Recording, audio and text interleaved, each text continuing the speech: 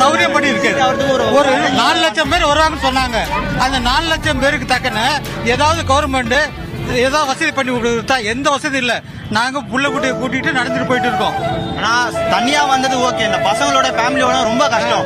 இவ்வளவு அரேஞ்ச் பண்ணாங்க, வெளியே போறதுக்கு ஒரு அரேஞ்ச்மெண்ட்டும் இல்ல. அதே மாதிரி தண்ணி எங்கேயும் இல்ல. நான் ரொம்ப வஸ்ட், இது பண்ணதே வேஸ்ட். சொல்ல போனா வேஸ்ட்.